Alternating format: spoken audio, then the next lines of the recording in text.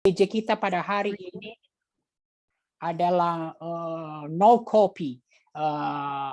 Apa itu? No compromise with your flesh. Nggak kompromi dengan kedagingan kita yang mungkin seringkali saat ini sadar atau tidak kita sudah banyak kompromi.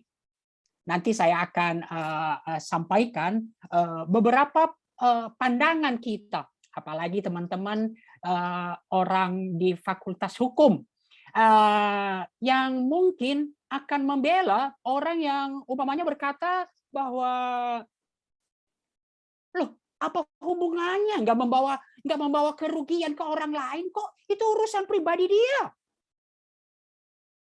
Tetapi teman-teman, kenapa? Karena seringkali dosa bagi kita saat ini kita identikkan dengan perbuatan kriminal. Saya bukan mengatakan bahwa saya tidak setuju urusan-urusan pribadi diurus oleh negara. Saya memang, mengapa sih urusan itu diurus oleh pribadi negara? Tapi itu tidak boleh merubah cara pandang kita terhadap dosa. Nah, sebelum kita masuk kepada pemberitaan firman Tuhan, saya minta salah seorang teman yang baik kualitas sinyalnya untuk membaca bagi kita 1 Korintus 6 ayat 12 sampai 20. 1 Korintus 6 ayat 12 sampai 20. Bisa salah satu? Bisa cepat supaya kita memanfaatkan waktu dengan baik. 1 Korintus 6 ayat 12 sampai 20. Dipersilakan. Nasihat terhadap percabulan. Segala sesuatu hal bagiku, tetapi bukan semuanya berguna. Segala sesuatu hal bagiku, tetapi aku tidak membiarkan diriku diperhamba oleh suatu apapun. Makanan adalah untuk perut dan perut untuk makanan, tetapi kedua-duanya akan dibinasakan Allah. Tetapi tubuh bukanlah untuk percabulan, melainkan untuk Tuhan, dan Tuhan untuk tubuh. Allah yang membangkitkan Tuhan akan membangkitkan kita juga oleh kuasa-Nya. Tidak tahukah kamu bahwa tubuhmu adalah anggota Kristus? Akan kuambilkan anggota Kristus untuk menyerahkan kepada percabulan? Sekali-kali tidak. Atau tidak tahukah kamu bahwa siapa yang mengikatkan dirinya pada perempuan cabul menjadi satu tubuh dengan dia? Sebab demikianlah kata Nas, keduanya akan menjadi satu daging. Tetapi siapa yang mengikatkan dirinya pada Tuhan menjadi satu roh dengan dia. Jauhkanlah dirimu dari percabulan. Setiap dosa lain yang dilakukan manusia terjadi di luar dirinya. Tapi orang yang melakukan percabulan berdosa terhadap dirinya sendiri. Atau tidak tahukah kamu bahwa tubuhmu adalah bait Roh Kudus yang diam di dalam kamu, Roh Kudus yang kamu peroleh dari Allah, dan bahwa kamu bukan milik kamu sendiri, sebab kamu telah dibeli dan harganya telah lunas dibayar. Karena itu muliakan Allah dengan tubuhmu. Oke, terima kasih. Saya share screen-nya. Tolong saya dijadiin host, Pak.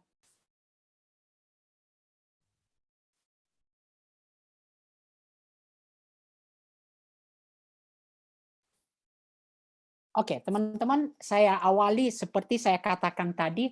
Dulu, ketika teman mendengar ada artis yang ditangkap karena prostitusi online, seperti sering sekali, apa pandangan teman-teman? Ataukah mungkin teman-teman sama dengan seperti pembelaan para pengacaranya yang berkata, apa salahnya di mana sih? Dia nggak membuat rugi orang. Salahnya di mana? Nah, saya tidak berbicara soal apakah itu cocok diurus negara atau tidak. Tapi itu saya tidak berbicara tentang itu. Teman-teman, saya mau berbicara bagaimana sih pandangan kita ketika mendengar hal-hal itu. Atau ketika kita di kampus mendengar ada orang yang melakukan percabulan atau apa, bagaimana kita pandangan kita, apakah kita sudah kemudian sangat permisif dengan berkata, ya itu urusan pribadi dia lah. Ngapain sih lu urusin? Apakah itu menggerus? Sedikit banyak telah menggerus nilai-nilai kita. Nah, teman-teman, saya awali dengan pertanyaan itu. supaya teman-teman memikirkan sudah sedemikian parahnya cara pandang kita terhadap apa yang banyak dikatakan Alkitab, termasuk ketika berbicara hari ini kedagingan yang secara khusus berbicara tentang kemudian tentang percabulan atau dosa-dosa seksual. Nah, teman-teman, Alkitab sangat kuat mengajarkan kemerdekaan dan kebebasan oleh kasih karunia di dalam Kristus. Sehingga seringkali kita berkata, wow, orang Kristen itu paling enak. Teman-teman, tidak ada satu keyakinan yang mengajarkan kemerdekaan, kebebasan oleh kasih karunia saja. Nah, Rasul Paulus memang seringkali menegaskan bahwa orang Kristen berada di bawah anugerah dan sudah tidak lagi di bawah tuntutan peraturan-peraturan hukum Taurat atau aturan-aturan lain. Namun ini membawa kemudian banyak kesalahan kepahaman. Kemudian bagaimana seorang Kristen menikmati atau hidup dalam kebebasan oleh kasih karunia itu. Ini pertanyaan kita, teman-temanku. Sadar atau tidak? Sesudah diselamatkan, dimerdekakan oleh anugerah Allah, lalu bagaimanakah kita harus hidup di dalam kemerdekaan itu? Percaya atau tidak? Mungkin teman-teman belum membaca ayat ini. Apakah kasih karunia menjadi dasar atau untuk hidup terus dalam dosa? Roma 5 ayat 20. Tetapi hukum Taurat ditambahkan supaya pelanggaran semakin banyak. Dan di mana dosa bertambah banyak, di sana kasih karunia menjadi berlimpah-limpah. Saya potong bagian akhir kalimatnya. Di mana dosa bertambah banyak, di sana kasih karunia menjadi berlimpah-limpah. Lalu saya tanya kepada kalian, jujur, bagaimana supaya kasih karunia berlimpah-limpah, adik-adik? Ayo, di mana dosa bertambah banyak, di sana kasih karunia menjadi berlimpah-limpah. Bagaimana supaya kasih karunia menjadi berlimpah-limpah?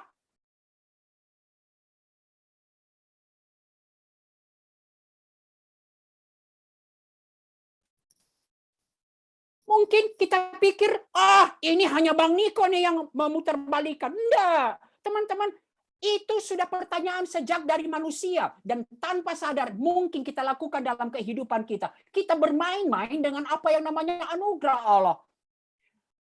Roma 6 ayat 1 dilanjutkan oleh Paulus. Jika demikian, apakah yang hendak kita katakan? Bolehkah kita bertekun dalam dosa supaya semakin bertambah kasih karunia itu?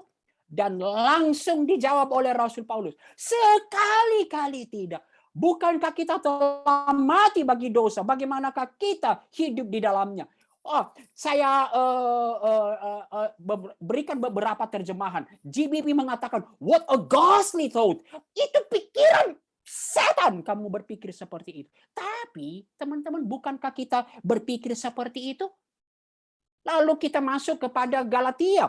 Apakah dimerdekakan dari dosa adalah kesempatan untuk hidup dalam dosa? Ini pertanyaan umum orang. Galatia kemudian mengajarkan, kamu memang sudah merdeka, tapi jangan pergunakan kemerdekaanmu sebagai kesempatan untuk kehidupan dalam dosa. Tetapi justru layanilah yang lain dengan kasih. Dan itu yang kita baca di bagian yang kita baca tadi. Apakah kebebasan di dalam Kristus berarti hak untuk melakukan segala sesuatu yang kita kehendaki? 1 Korintus 6 ayat 12 itu mengatakan itu, teman-temanku. Segala sesuatu halal bagiku, tetapi bukan semuanya berguna. Segala sesuatu halal bagiku, tetapi aku tidak membiarkan diriku diperhamba oleh sesuatu apapun. Kenapa Paulus mengungkapkan hal itu? Nah, teman-teman, mari kita lihat secara cepat. Frase segala sesuatu adalah halal bagiku itu adalah slogan, itu adalah ungkapan jemaat Korintus yang kemudian mau dikutip oleh Rasul Paulus dan dijelaskan oleh Rasul Paulus. Mengapa, teman-temanku, segala sesuatu adalah halal bagiku itu memang itu ungkapan Paulus di dalam kemerdekaan, seperti umpamanya dalam kemerdekaan dalam makanan. Tapi itu dipakai oleh orang-orang Korintus, itu menjadi satu slogan bahwa wow, bebas. Segala sesuatu halal. Dan itu yang digunakan oleh Rasul Paulus yang ingin dijelaskannya. Sekali lagi, itu respon Rasul Paulus. Frase segala sesuatu adalah slogan kehidupan orang Korintus. Dari mana kita tahu? Rasul Paulus seperti penggunaan kata tetapi mau mengkontraskan apa slogan kalian itu. Kemudian Rasul Paulus nanti di ayat 110 pasal 10 ayat 23 ia kembali mengutip. Betul, segala sesuatu diperbolehkan, benar, tapi nggak ada guna, tidak semua berguna. Apakah yang mau diungkapkan pada bagian ini, teman-temanku? Rasul Paulus kemudian mengungkapkan tidak. Kebebasan di dalam kasih karunia tidak membawa kita kebebasan di dalam segala sesuatu. Ada dua hal. Yang pertama, hal yang paling dasar dulu. Rasul Paulus menyampaikan jika kebebasan itu, dia belum mengatakan soal benar atau tidak. Itu tidak membangun orang, bahkan berdampak buruk bagi orang. Maka jangan melakukan hal itu. Itu yang diungkapkan kenapa di 1 Korintus pasal 5 bagaimana mereka hidup tidur bersama orang tua tiri mereka. Wow, luar biasa. Dan itu Rasul Paulus katakan justru itu tidak membangun, berdampak buruk. Tetapi sampai di sini teman-temanku masih kembali berlaku kemudian seperti yang saya katakan tadi. Oke, kalau begitu, kalau etikanya kalau nggak mengganggu orang lain, nggak berdampak bagi orang lain, nggak apa-apa dong. Lalu Rasul Paulus kemudian melanjutkan, teman-temanku. Segala sesuatu halal bagiku, tetapi bukan semuanya berguna. Segala sesuatu halal bagiku, tetapi aku tidak membiarkan diperhamba oleh sesuatu apapun. Waspada, teman-temanku. Apa yang kita sebut kebebasan justru seringkali malah memperbudak kita. Waspada, kebebasan justru akan menjadi perbudakan bagi diri sendiri. Dan itu yang terjadi dengan orang-orang Korintus. Kita berpikir bahwa kita bebas melakukan segala sesuatu. Kita bebas melakukan dosa. Tapi ingat, bukankah itu justru dosa itu pada akhirnya akan memperbudak kamu? Dan kamu tidak mengalami kemerdekaan yang sesungguhnya. Teman-teman, ini gambaran yang sering kali dikatakan ikan, tahu ikannya? Dia bebas ketika di dalam air. Nah, ketika dia mau loncat keluar, aku mau bebas sebebas-bebasnya. Mati. Jadi kebebasan itu justru bisa menjadi perbudakan. Nah, sekarang kita masuk kepada inti apa yang diungkapkan di sana. Tentu ada banyak hal kedagingan, tapi Rasul Paulus begitu serius tentang kedagingan seksual ini, tentang percabulan ini. Bahkan nanti kita lihat disamakan dengan penyembahan berhala. Teman-teman, ini yang kita akan mau lihat.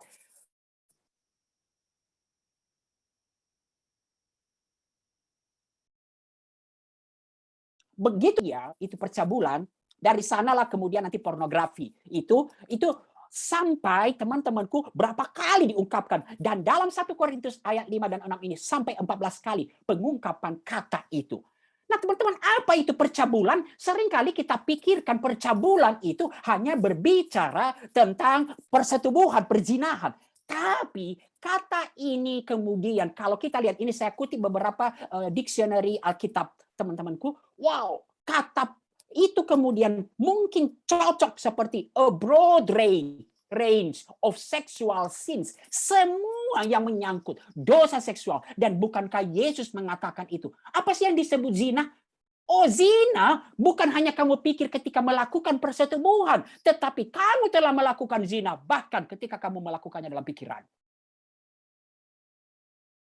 Nah, teman-teman, mari kita lihat apa yang melatar belakangi ini. Dan seperti biasanya, di mana ada dosa, orang-orang Kristen juga paling jago ini.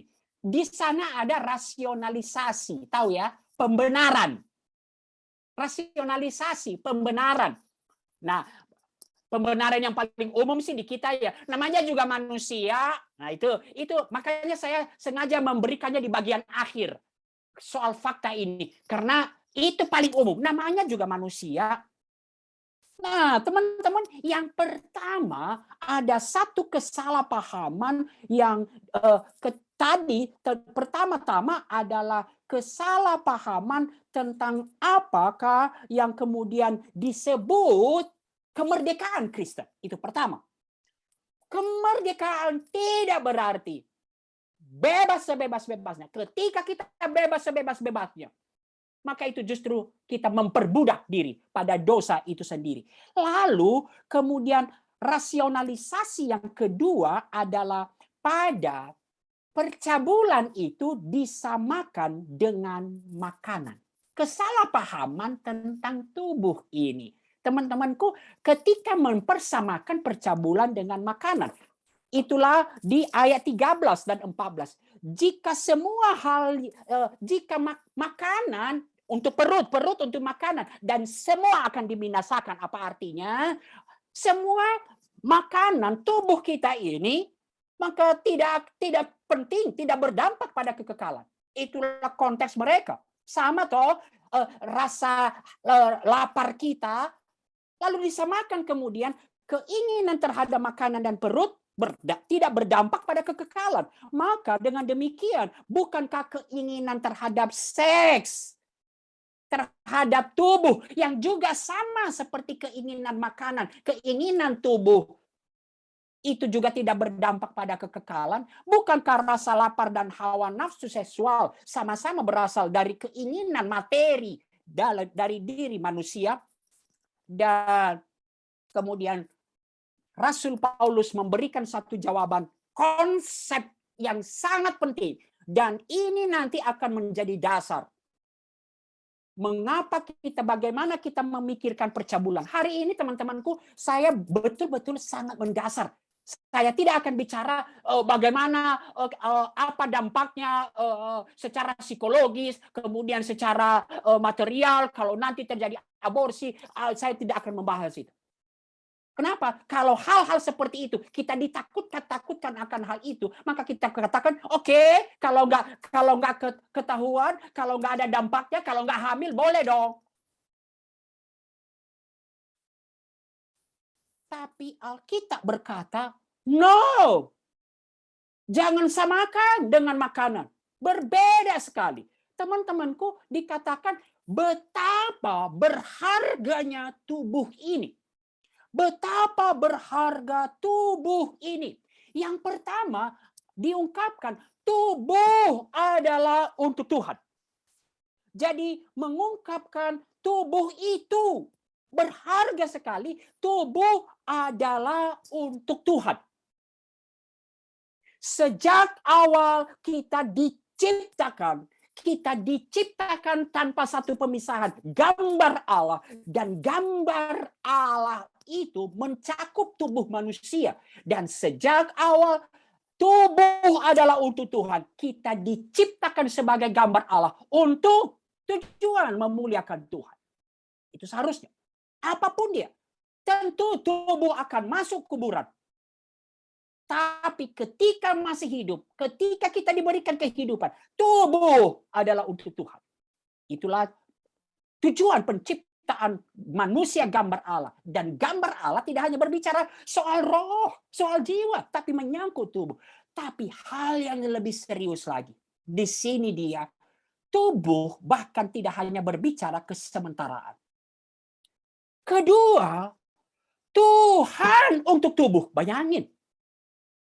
Kalau tadi kita memahami, tubuh kita ini kan untuk Tuhan. Oke, kita pahami, kita diciptakan sebagai gambar Allah dalam konteks secara keseluruhan, termasuk dalam tubuh, untuk memuliakan Tuhan.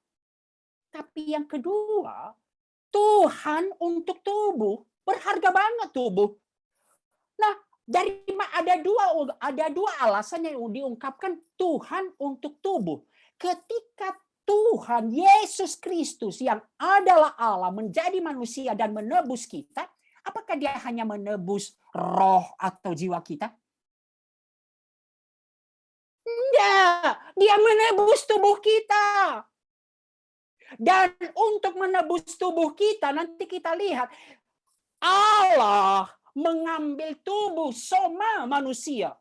menyerahkan tubuhnya untuk menebus tubuh kita. Dan betapa berharganya tubuh itu. Nanti tidak hanya bicara kesementaraan. Allah nanti akan membangkitkan tubuh kita. Itu di ayat 14.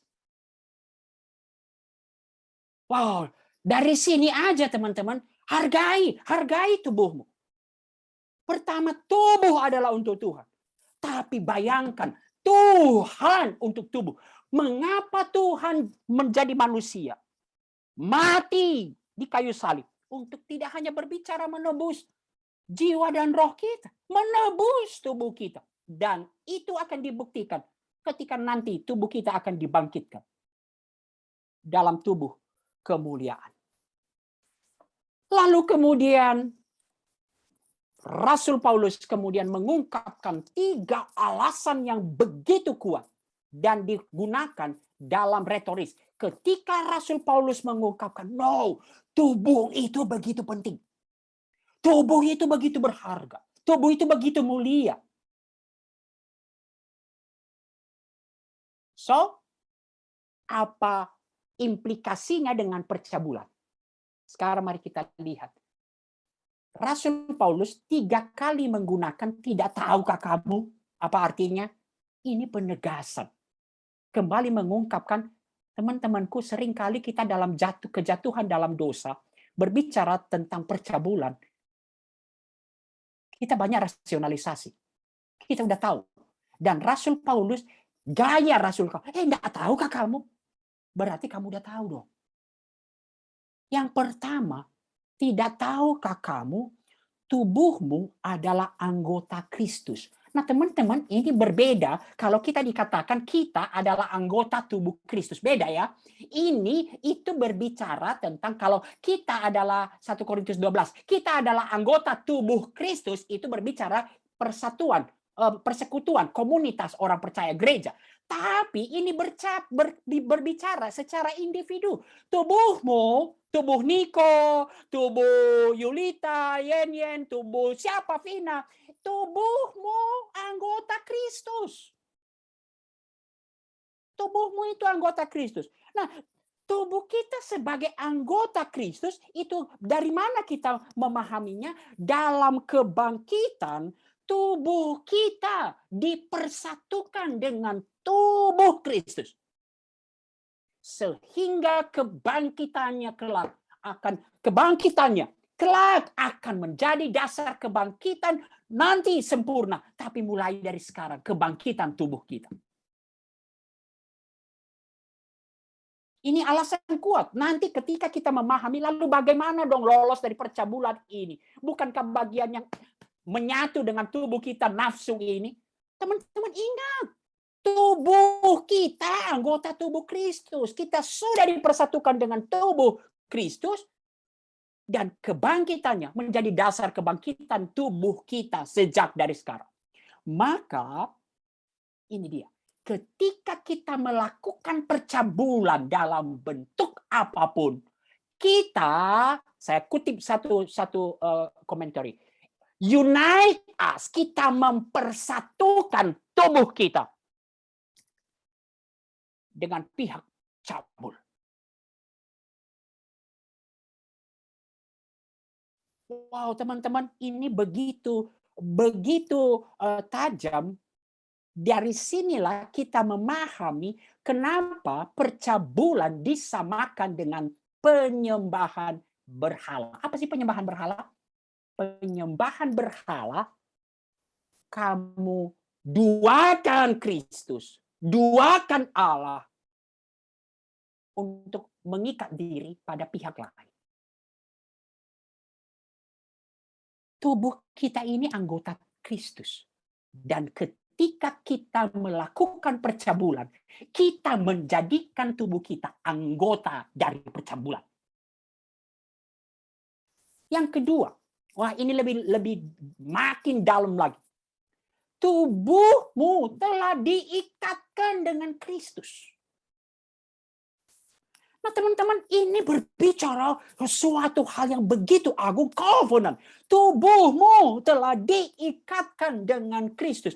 Tubuh kita telah dipersatukan dengan Kristus. Lalu kemudian Rasul Paulus mengutip Kejadian 2 ayat 24. Apa artinya? Ketika melakukan percabulan, maka kita mengikatkan diri dengan yang lain. Dan itu artinya memutuskan ikatan kesatuan dengan Kristus. Dan itulah penyembahan berhala.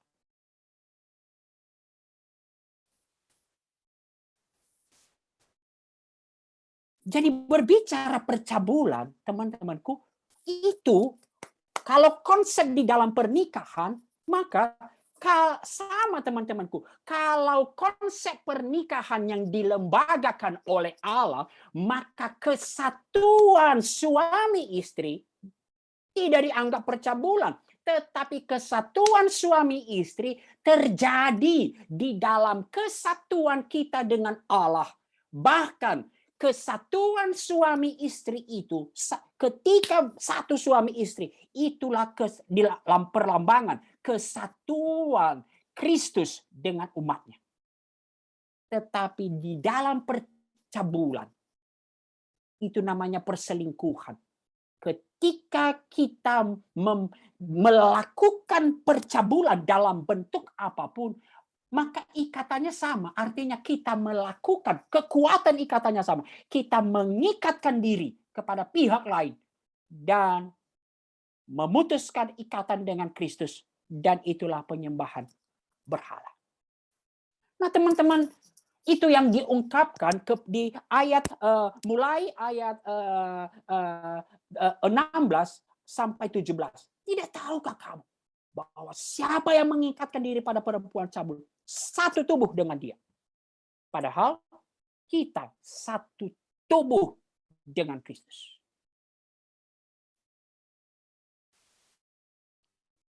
Oh, kita tetapi siapa yang mengikatkan dirinya dengan Kristus, satu roh dengan dia. Nah, teman-teman, ikatan dengan Kristus itu begitu kuat. Ketika kita mengikatkan diri, maka semua ikatan satu tubuh dan ikatan satu roh. Sekarang kita masuk kepada yang ketiga. Dan ini menjelaskan ayat 18 sampai 20.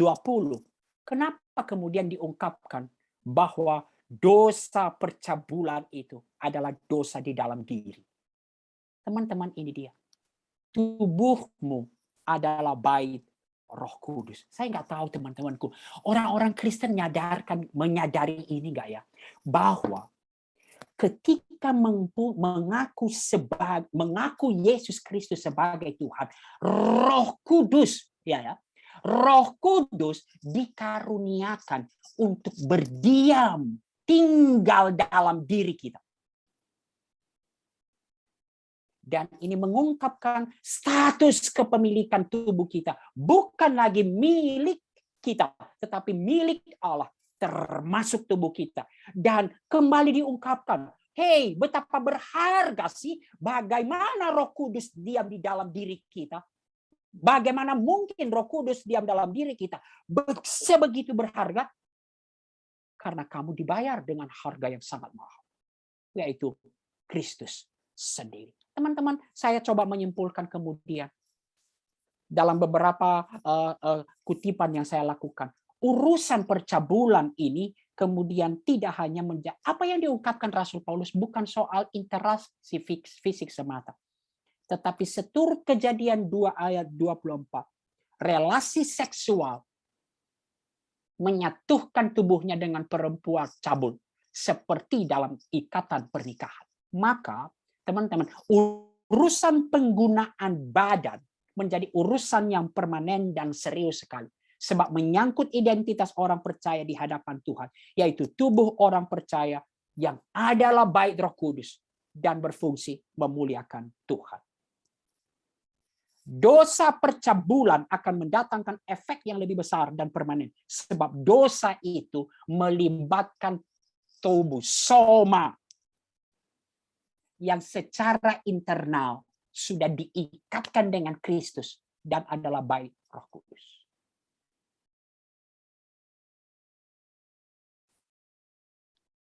Maka saya kutip apa yang diungkapkan Gordon Fee. Ketika seorang Kristen melakukan dosa percabulan, ia menggadaikan tubuhnya yang adalah baik Roh Kudus dan sekaligus memutuskan tali ikatan union kesatuan dengan Kristus sehingga bukan lagi menjadi milik Tuhan.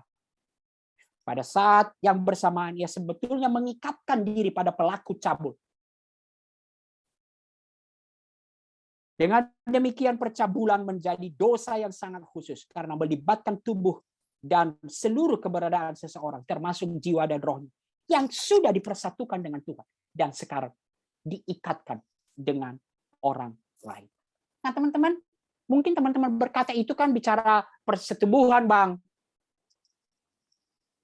Gimana dengan pornografi? Teman-teman, inilah pornografi. Pornografi kan berasal dari bahasa ini. Teman-teman, pornografi sama. Kristus mengungkapkan hal yang lebih dalam lagi apa arti percabulan. Dalam pornografi, terjadi pendevaluasian tubuh manusia. Bahkan dalam salah satu penelitian, teman-teman, pornografi merusak lebih banyak bagian otak, kalau nggak salah 5 bagian otak kalau sudah adiksi daripada drugs, narkoba. Yang hanya mungkin merusak 3 bagian katanya.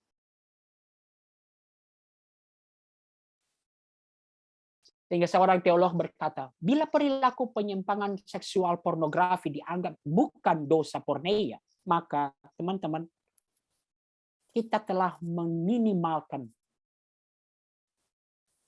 apa yang disebut dosa. Sekarang saya masuk kepada pertanyaan berikutnya. Mungkin teman-teman berkata, Bang, oke, saya juga berjuang kok, saya tahu itu semua. Betapa serius dosa pornografi. Kenapa teman-teman? Dosa pornografi itu sekali lagi ya, kenapa dikatakan dosa dalam diri sendiri? Teman-teman, kita itu ketika dosa pornografi mengikatkan diri pada berhala lain, yang kita sudah diikatkan kepada Kristus dan Roh Kudus berdiam dalam diri kita. Nah, teman-teman, saya mau masuk kemudian. Mungkin teman-teman berkata begini, kita disatukan dengan Kristus secara tubuh maupun roh. Roh Kudus diam dalam diri kita. Oke, ini ungkapan saya, maka mari kita menghargai. Tapi sekarang saya mau masukin. Jika Tuhan telah menebus dosaku dan memberikan Roh Kudus untuk menyucikan dan memberikan kekuatan melawan dosa, mengapa saya tetap terus jatuh dalam dosa, dalam percabulan? Saya nggak tahu, apakah ini pertanyaan teman-teman? Saya tahu kok. Saya tahu betapa seriusnya, tapi nggak bisa. Dan kemudian kita masuk kepada apa yang diungkapkan oleh dalih kita selama ini. Namanya juga manusia. Mungkin ada kebenarannya. Teman-temanku, kenapa? Dari mana sih dosa percabulan ini? Dan Alkitab ada beberapa bagian, tapi saya akan kutip beberapa mengungkapkan dosa percabulan berasal dari kedagingan kita. Perbuatan daging nyata, yaitu percabulan.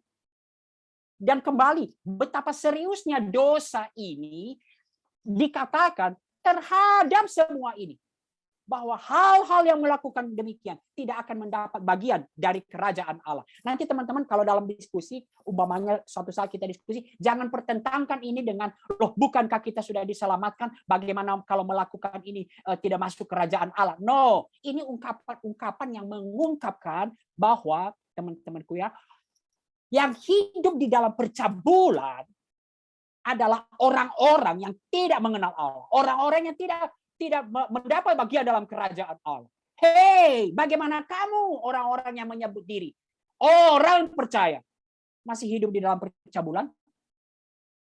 Nah, teman-teman, dosa bersumber dari kedagingan.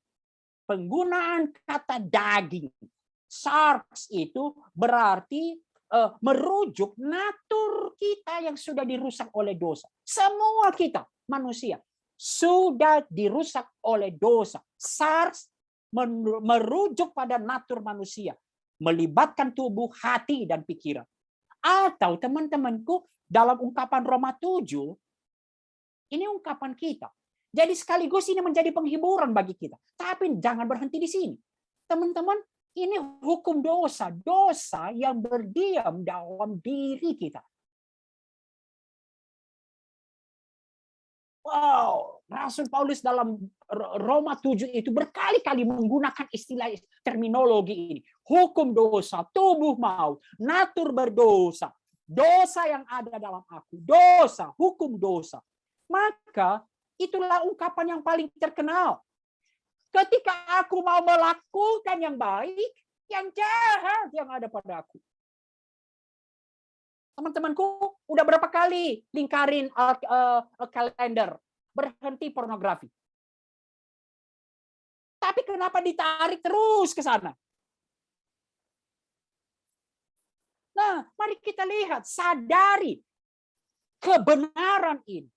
Kita harus sadari yang dari sini dosa yang berdiam dalam diri, paling tidak ada 4 hukum yang kita bisa lihat. Yang pertama, teman-temanku, bahwa dosa itu adalah hidup dalam diri kita sebuah hukum. Sama seperti kita nggak bisa mengingkari hukum gravitasi. Kamu kan nggak bisa bilang, gue nggak percaya tuh sama gravitasi. Saya naik ke lantai 2. Saya tidak percaya gravitasi. Coba aja kamu jatuhin dirimu. Ini bukan soal kamu percaya nggak percaya. Itu hukum. Dosa yang hidup dalam diri kita. Sebuah hukum. Terima itu. Yang kedua, kita menemukan hukum dosa ini dalam diri kita. Ini fakta. Ini bukan hanya sebuah konsep hukum. Tetapi suatu kenyataan, realita. Itulah yang diungkapkan oleh Rasul Paulus ketika mengatakan, yang ketika aku melakukan yang jahat, mau melakukan yang baik, yang jahat yang ada.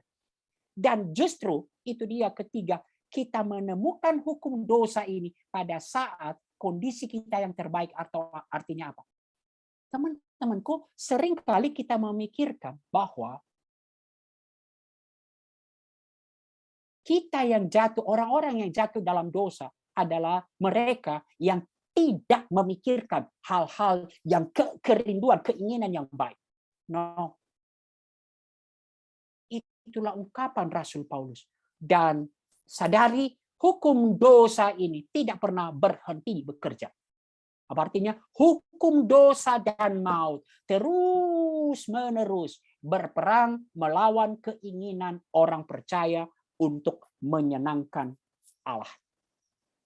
Dalam satu buku yang sangat bagus, nanti teman-teman bisa baca nih ya, The Enemy Within, musuh dalam diriku, sudah diterjemahkan oleh Momentum.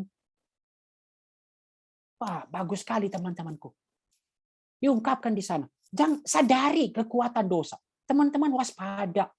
Seberapa hebatkah dosa kedagingan, hawa nafsu kedagingan kita? Kedagingan adalah seekor badak katanya. Tahu ya, badak yang merangsek begitu kuat. Jadi jangan bermain-main, jangan coba-coba kuat kok. Kuat kok. Enggak apa-apa.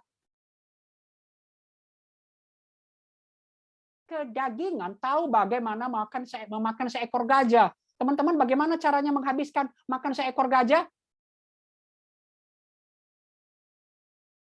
Biasanya udah sering dipakai di tebak-tebakan ini.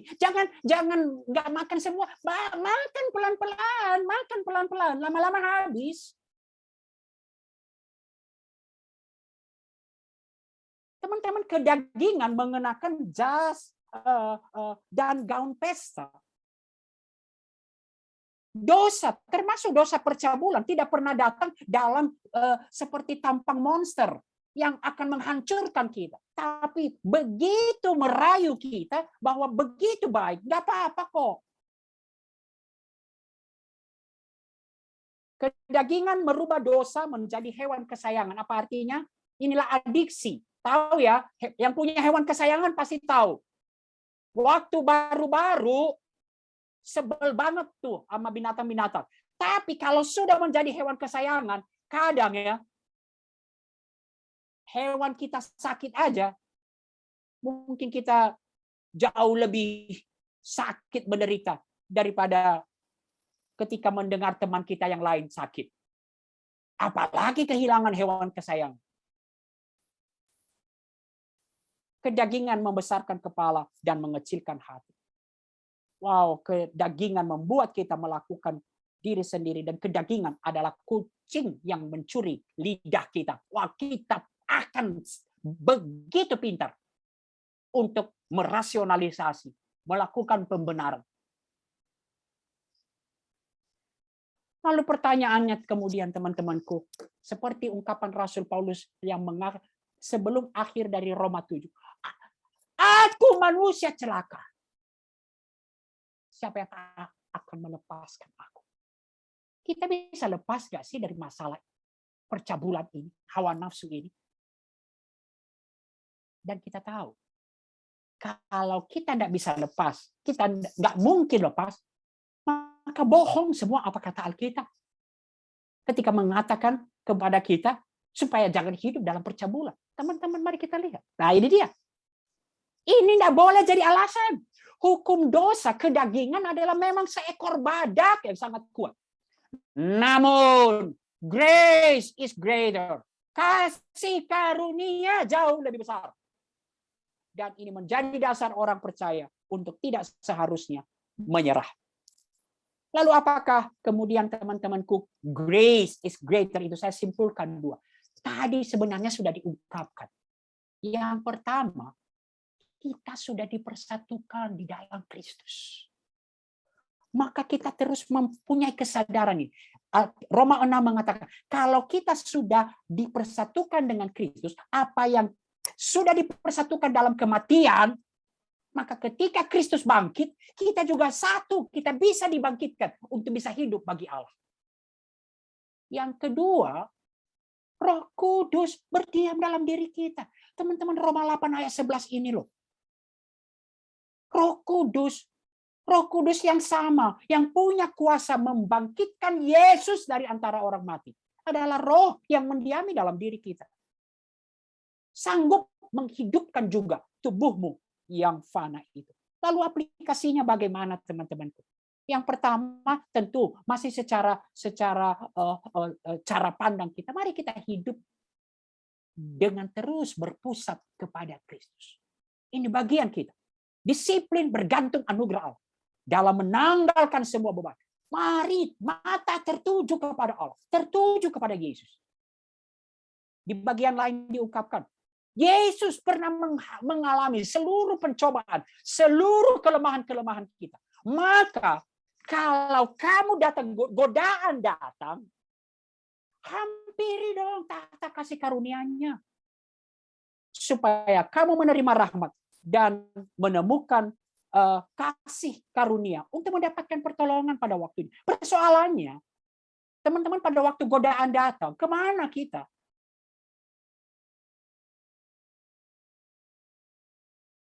Kedua, ya walk by the Spirit. Dan ini satu hal yang bersamaan. Ketika kita makin berjalan dalam Roh Kudus, maka daya tarik dosa, daya tarik kedagingan akan semakin melemah. Ini kehidupan Kristen. Memang nggak ada, bukan garis linear, kusut. Tapi yang penting kita punya track yang benar. Bagaimana aplikasinya? Supaya hidup dalam Kristus dan berjalan dalam Roh Kudus, ya firman Tuhan, doa, dan persekutuan. Kemudian teman-temanku, saya minta sekarang waktu saya 42 menit, minta waktu dikit ya. 2-3 menit saya sambung. Teman-teman kenali proses bertumbuh dalam godaan. Nah, teman-teman percaya sama saya. Tidak ada ketika godaan datang langsung menjatuhkan Anda. Nggak ada. Tidak ada. Semua, Daud, semua yang jatuh dalam dosa percabulan pasti akan mengalami ini. Akal budi, lalu memikat, lalu baru membuahi dosa, kehendak. Satu proses. Lalu kelahiran dalam perbuatan, pemikiran, dan kenapa dikatakan maut oleh dosa? Ketika dosa kembali memperbudak kita. Adiksi. Atau di bagian lain, teman-teman saya katakan, tidak pernah ada kok. Inilah semua prosesnya pasti seperti ini. Maka apa yang mau saya katakan ini? Ingat, tidak ada yang namanya pikiran kosong. Jadi dalam melakukan percabulan, nggak ada. Umpamanya saya ambil singkat pornografi. Teman-teman nggak ada yang teman-teman berkata, enggak kok saya tanpa sadar saya buka. Nggak ada. Pasti akan memikat akal budimu. Afeksi dan seterusnya. Apa yang saya katakan? Kalau dalam hal itu kamu melakukan intervensi untuk datang menghadap tahta kasih karunia, pasti kamu akan tertolong. Tidak ada pikiran kosong. Maka kalau tidak ada pikiran kosong, tergantung apa yang ada di pikiranmu. Kalau di pikiranmu terus-menerus menghangatkan hati dan pikiran kita tentang kemurahan Allah, maka kita akan tertolong. Yang berikutnya, teman-teman, coram Deo. Apa artinya coram Deo? Living before the face of God, in the presence of God. Bahwa kita dimanapun, kita ada di hadapan Allah. Ini menolong kita untuk tidak membedakan antara private life dan public life. Kalau terlalu besar kesenjangan antara private life dan public life, something kamu harus evaluasi. Kapan dosa terjadi, teman-teman? Semua di private life kita. Tapi, mari kita lihat dong. Ketika gue lagi di kamar, lagi ngayal-ngayal, gue berada di hadapan Allah. Under the authority of God. Dan seharusnya di kamar saya pun, di kamar mandi pun, to the glory of God.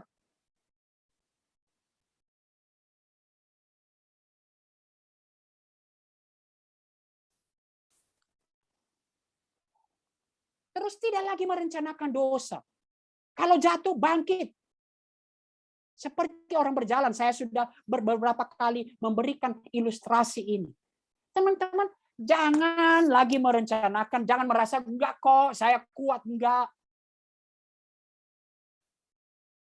Jangan seperti ada seorang ahli agama ya, lihat ketemu buku pornografi. Oh, astagfirullah, kalau dilihat. Ya ampun, najis, tapi dilihat terus. Najis, tapi dilihat. Sampai halaman terakhir. Ya, habis. Teman-teman, jangan membawa diri. Kenali proses itu. Dan apa yang diungkapkan, ya lari dong. Jangan membiarkan dirimu. Kita seringkali beralasan terlalu banyak godaan. Tapi mari kita lihat apa yang kata Martin Luther. Saya memang tidak bisa melarang burung terbang di atas kepalaku. Tapi saya tentu bisa menghentikannya membuat sarang di rambutku atau menghentikannya menggigit hidungku. Apa artinya? Teman-teman kan beralasan ya. Bang, zaman sekarang bang, kita nggak minta pun dikirimin pornografi. Tapi kan kita nggak bisa mengaturnya untuk dia tidak bersarang atau menggigit hidung kita. Dan latihlah kebiasaan hidup. Jangan membedakan. Kemudian kerangka karakter gaya hidup private dan public. Dan terakhir teman-temanku, kiranya Mudah-mudahan kita menjadi satu komunitas yang saling mendukung, bukan komunitas yang saling menggosipkan.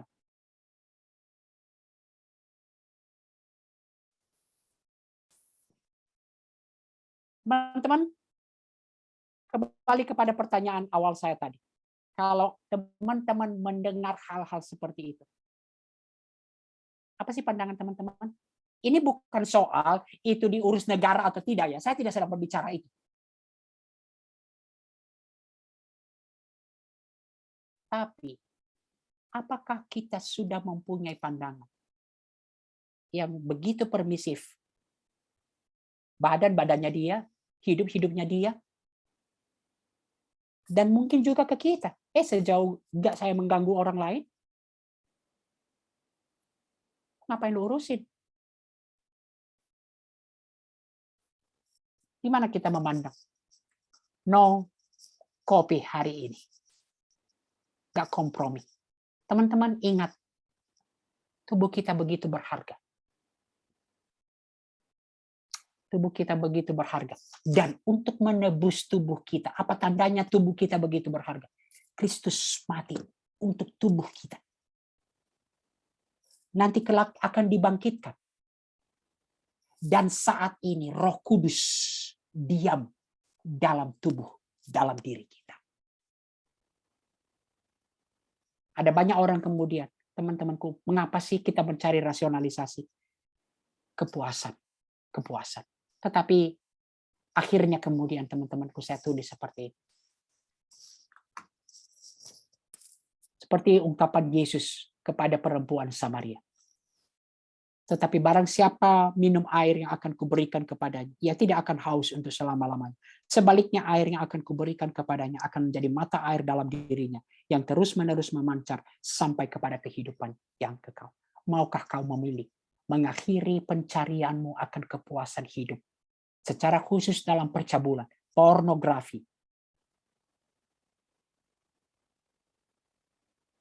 dan mau datang kepada Yesus, mendapatkan pertolongan pada waktunya. Kiranya Tuhan menolong kita semua. Amin. Mari kita berdoa.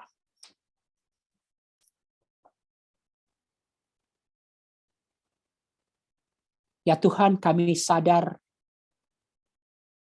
di dalam dosa, ketika dosa telah masuk ke dalam dunia, natur dosa menjadi bagian dari kehidupan kami.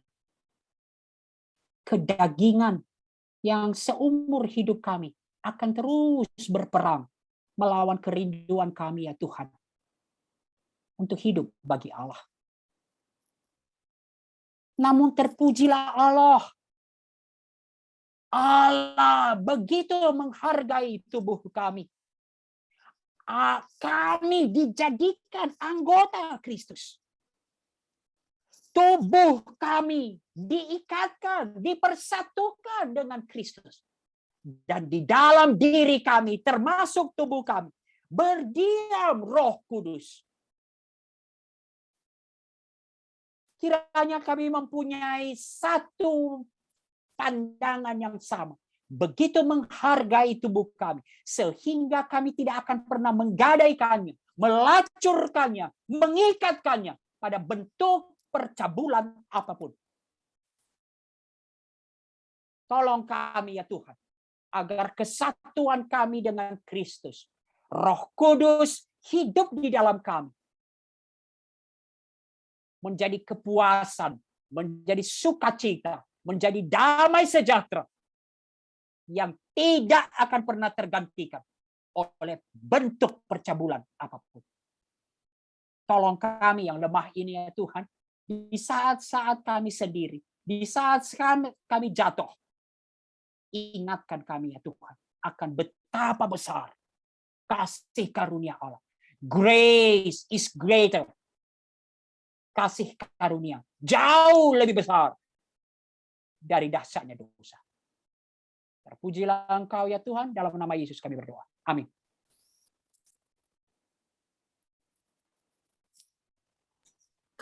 Oke. Kepada pendoa syafaat dipersilakan. Mari ya Bang dan teman-teman kita bersatu di dalam doa. Bapa kami yang di surga, Bapa yang kami sembah di dalam nama Tuhan Yesus Kristus, kembali kami datang ke hadirat-Mu Tuhan. Kami mengucap syukur untuk saat ini Tuhan, di mana kami boleh bersama-sama dalam persekutuan Jumat PWFA ini. Terima kasih Tuhan untuk pembicara hari ini, yaitu Bang Niko, atas firman yang boleh kami dengar Tuhan. Kiranya firman ini boleh terus tumbuh dan berbuah dalam kehidupan kami sehari-hari. Tuhan Yesus berkati Bang Niko, berkati kehidupannya, serta berkati juga dalam pelayanannya. Tuhan, saat ini kami juga berdoa bagi pemimpin bangsa dan negara ini, Tuhan, dari mulai Bapak Presiden juga para menteri, serta seluruh aparatur negara, berilah mereka kesehatan, kemampuan dalam memimpin negara kami. Saat ini, kami pun bersyukur Tuhan, di mana sekarang COVID-19 sudah mulai berreda, dan gejalanya sudah mulai berkurang. Tuhan, kami juga berdoa berkenan dengan IKN Nusantara, agar setiap keputusan yang diambil oleh para pemimpin terkait pembangunan dan pemindahannya, adalah sesuai rencana-Mu Tuhan, kiranya Engkau sendiri yang memampukan mereka dan biarlah mereka selalu memimpin dengan kebijaksanaan yang mereka ambil hanya berdasarkan takut akan Tuhan. Kami juga berdoa Tuhan, atas terjadinya perseteruan antara China dan Taiwan, agar Tuhan bantu untuk dapat cepat mereda. Tuhan Yesus mampukan kami sebagai mahasiswa untuk takut akan Tuhan, berani untuk melakukan hal luar biasa yang berkenan bagi-Mu Tuhan, khususnya di tengah kesibukan kami Tuhan, agar kami mampu untuk terus bertumbuh dan hidup di tengah kesulitan pandemi Tuhan, serta konsisten di dalam menjalin relasi dengan-Mu Tuhan. Ampuni kami Tuhan, baik melalui perkataan ataupun perbuatan kami yang melukai hati-Mu Tuhan, dan biarkan dosa-dosa ini menjadi penghalang bagi berkat-Mu atas kami Tuhan. Sebentar lagi kami akan mengakhiri persekutuan ini Tuhan, biarlah kami boleh melanjutkan aktivitas kami masing-masing dengan senantiasa mengandalkan-Mu Tuhan. Terima kasih banyak atas penyertaan Tuhan kepada kami sepanjang hari lepas hari, dan doa yang jauh dari sempurna ini kami alaskan dalam nama Tuhan Yesus Kristus, Juru Selamat kami yang hidup. Kami sudah berdoa dan bersyukur syukur. Haleluya. Amin. Sebelum kita menyanyikan lagu, aku mempersilakan kepada teman-teman dan kakak abang untuk mempersiapkan persembahan. Dan persembahan itu nanti akan ditampilkan QR code-nya untuk membantu teman-teman. Oke. Tubuh ini bukan untuk perzinahan atau dosa-dosa seks lainnya ataupun dosa-dosa lainnya. Sebagai milik Allah, kita memakai tubuh ini untuk kemuliaan kehendak Allah. Kebebasan yang sudah kita terima melalui Kristus bukan berarti kita boleh melakukan sesuka hati kita untuk memakai hidup kita, tubuh kita sebebasnya. Tetapi kebebasan yang sudah diperoleh, kita pakai hanya untuk memuliakan Tuhan. Tidak ada kompromi terhadap dosa, dan yang membuat kita dapat melupakan Allah dan dapat membuat kita menjauhi hubungan kita dengan Allah dan membuat kita juga bisa tergoda akan kedagingan lagi. 1 Korintus 6 ayat 18 dan 20 berkata, jauhkanlah dirimu dari percabulan, setiap dosa lain yang dilakukan manusia terjadi di luar dirinya, tetapi orang yang melakukan percabulan berdosa terhadap dirinya, sebab kamu telah dibeli dan harganya telah lunas dibayar. Karena itu muliakanlah Allah dengan tubuhmu. Ketika kita merasa lemah dan lemah, maka berlarilah kepada Yesus, maka Ia akan melepaskan kita dan memampukan kita dengan kekuatannya dan sanggup menolong kita. Mari kita menyanyikan lagu Lawanlah Godaan sebagai komitmen kita untuk menjauhi godaan dan mengakhiri keberdosaan kita terhadap dan keterikatan kita terhadap hal-hal yang membuat kita jauh dari Allah. Mari kita menyanyikan lagu Lawanlah Godaan.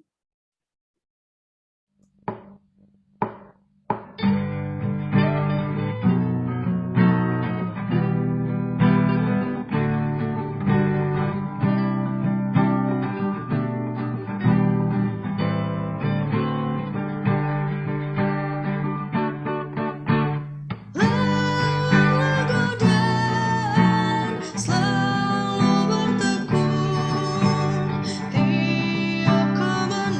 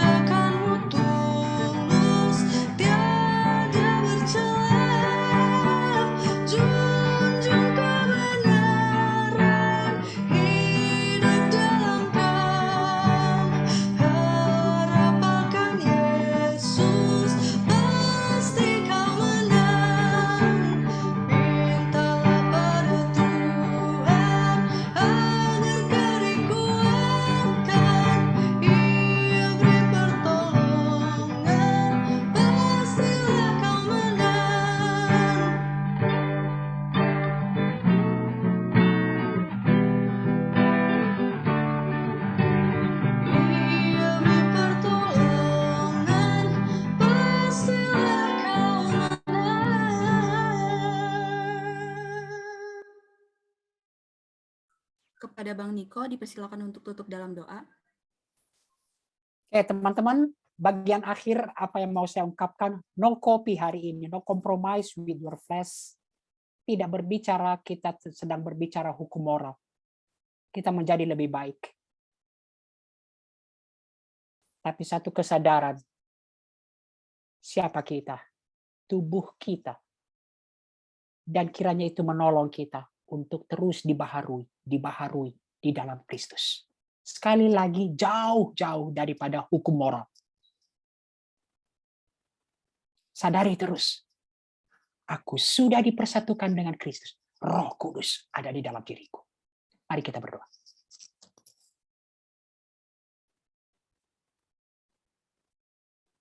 Terpuji Engkau ya Allah yang telah melakukan karya yang begitu besar dalam kehidupan kami. Kami manusia berdosa. Ditebus, dipersatukan dengan Kristus. Menjadi anggota Kristus. Dan Roh Kudus berkenan diam di dalam diri kami. Kiranya itu satu kesadaran yang kuat ya Tuhan. Untuk menolong kami. Melanjutkan perjalanan kami. Betul-betul tema kami hari ini menjadi bagian dari kehidupan kami. Kami tidak mencari rasionalisasi bahwa kami masih manusia yang masih hidup dalam kedagingan. Kami tidak mencari rasionalisasi dengan berbagai pembenaran-pembenaran. Tetapi kami betul-betul ya Tuhan. Dengan penuh kerendahan hati. Tetapi juga dengan sukacita atas apa yang Allah telah lakukan kepada kami. Dengan kasih. Kami mau berjuang ya Tuhan untuk tidak kompromi. Pada segala dosa percabulan. Dosa-dosa kedagingan yang lain. Dan kiranya Tuhan tolong kami. Ingatkan kami ya Tuhan. Ketika godaan datang. Kiranya Kristus. Roh Kudus, kasih karunia yang besar itu, itulah yang memenuhi hati dan pikiran kami. Terpujilah Engkau ya Tuhan, di dalam nama Yesus kami berdoa dan bersyukur. Amin. Aku persilakan kepada teman-teman untuk mengambil saat teduh sejenak.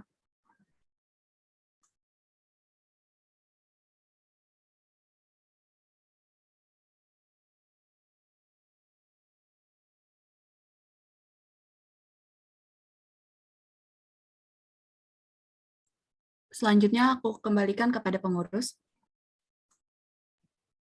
Terima kasih Mbak Lita. Jadi untuk pelayan kita pada hari ini ada pembicara Bang Niko, MC Mbak Lita dari Angkatan 2018, ada pemusik Bang Andre dari Angkatan 2019, ada singers dari Chelsea Angkatan 2021, ada pendosya Kire Angkatan 2020, dan ada Asher Mbak Yulita dari Angkatan 19. Sebenarnya Gita, tapi ada berhalangan hadir. Abang Mbak dan teman-teman bisa mengucapkan terima kasih kepada pelayan kita pada hari ini lewat kolom chat Zoom ataupun reaction. Tidak hanya itu, pada minggu berjalan ini juga ada Abang Mbak ataupun teman-teman yang berulang tahun, di mana Bang Matthew Nathan Angkatan 2019, Bang Putra Pertama Angkatan 2019, John Anderson Batara Angkatan 2021, Ciho Miller Bermana Angkatan 2020, Bang William Asbi Wijaya Angkatan 2019, Bang Gabriel Marvin Emilio Angkatan 2018, dan Trisa Cornelia David Angkatan 2021. Selamat ulang tahun Abang Mbak dan teman-teman semua. Untuk pendataan Jemaat PO-FAW 2022, Abang Mbak dan teman-teman bisa scan barcode yang tertera di share screen sekarang dan mengisi Google Form yang tersedia. Terima kasih. Untuk permohonan doa, bagi Abang Mbak dan teman-teman yang ingin didoakan dapat menulis pokok doanya di link berikut, yaitu bit.ly form doa online PJ PO FAW 2022. Efesus 6 ayat 18, dalam segala doa dan permohonan, berdoalah setiap waktu di dalam roh dan berjaga-jagalah di dalam doamu itu dengan permohonan yang tak putus-putusnya untuk segala orang kudus. Ada juga informasi dari tim Persekutuan Doa UI, ada penginjilan dan kedaulatan Allah pada hari Kamis 24 Maret 2022 jam 19 WIB sampai selesai di Bit.ly Sum PO UI. Jangan lupa hadir ya Bang Ba dan teman-teman.